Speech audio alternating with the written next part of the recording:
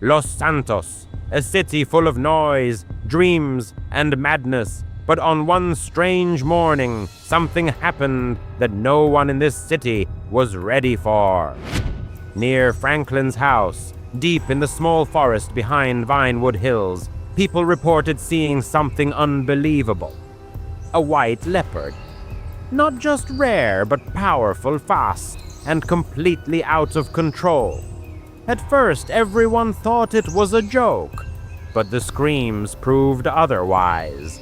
The leopard tore through the woods, attacking hikers, damaging cars, and sending the entire neighborhood into panic.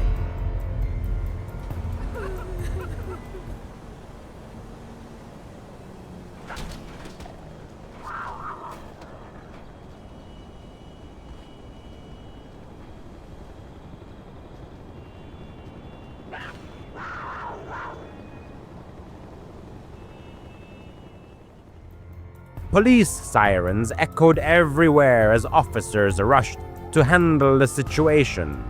But the moment they faced the creature, their confidence disappeared. Bullets missed. Tranquilizers failed.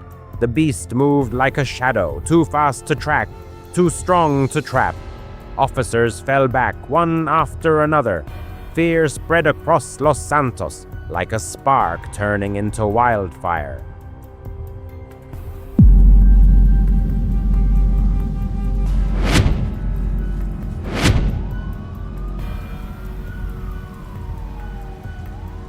Just when things reached breaking point, the president himself stepped forward. On national TV, he announced, "Whoever captures the white leopard alive will receive $1 million and a National Bravery Award." The entire city went silent. $1 million for a wild animal. That reward could change anyone's life forever. And one man heard it at the right time, Michael. Sitting at home, watching the chaos unfold, he instantly picked up his phone. "Franklin, you hearing this? $1 million, man, and that leopard is right in your area." Yeah, I heard. It already caused a mess here. But bro, a leopard? That's not a normal job. "We've handled worse, but we'll need the full team." I know what you're thinking. "Call Trevor." Franklin took a deep breath and dialed Trevor's number. "Franklin, what's up?" We got a situation. A deadly white leopard. Police can't handle it. $1 million reward. "I'm in. Tell Michael I'm bringing my gear. This is gonna be fun." And just like that, the old trio united again. Not for a heist, not for chaos, but for something far more dangerous. Something that could kill them within seconds if they weren't careful. As they geared up, Trevor loaded tranquilizers, Michael studied a map of the forest, and Franklin checked his equipment quietly. He wasn't scared, but he respected the danger. They drove toward the dense forest behind Franklin's place. The sunlight barely reached the ground through the tall trees. Each step felt heavier. No jokes from Trevor, no arguments from Michael, just silence and the unsettling feeling that something was watching them. A gust of wind passed, leaves rustled, then they heard it. A deep growl from the shadows, the kind that sends chills through your bones.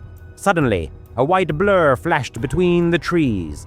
The leopard appeared for a second, muscles tense, eyes glowing, breath heavy, majestic yet terrifying. It wasn't evil, it was scared, lost, confused, but dangerous.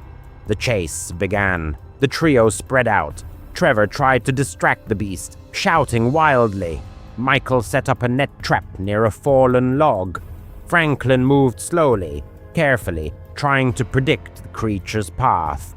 But the leopard moved like lightning.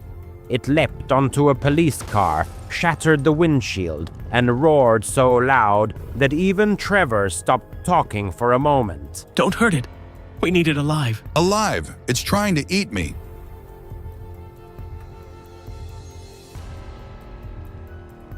The leopard charged at Trevor, but he dodged at the last second, rolling onto the ground. Michael managed to close the net trap partially, slowing the creature for a moment. but not enough to hold it. It tore through the ropes as if they were threads. The trio continued to hunt deeper into the forest, breathing hard, sweating, but refusing to stop. Franklin studied the creature's movement, noticing something important. It's tired. It's scared more than angry. We can end this without hurting it. Fine, but if it jumps at me one more time, I'm jumping back. They moved in slowly, circling the leopard near a rocky cliff.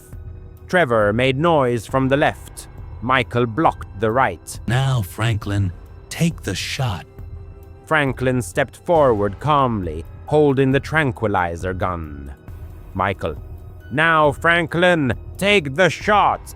Franklin steadied his hands, took a breath, and fired. The dart hit perfectly. The leopard roared loudly, stumbling, then slowly collapsed onto the grass. Silence took over the forest. Trevor wiped sweat from his forehead, but instead of taking it to the city, they made a decision no one expected.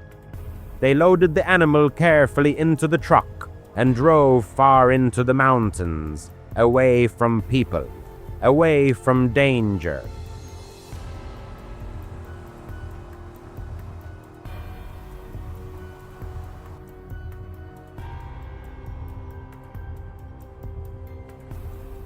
When the leopard opened its eyes, confused but calm, Franklin stepped forward and opened the cage door.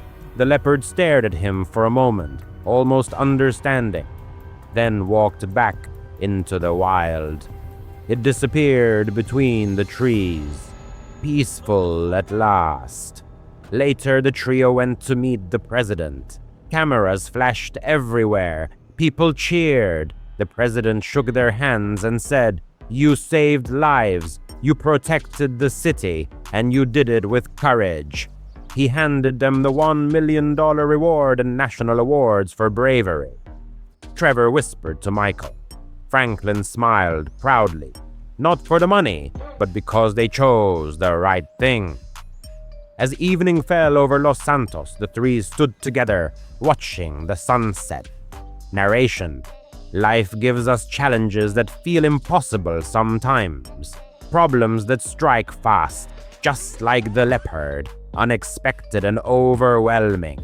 But courage isn't about fighting every battle. It's about staying calm, standing strong, and choosing what's right even when fear surrounds you.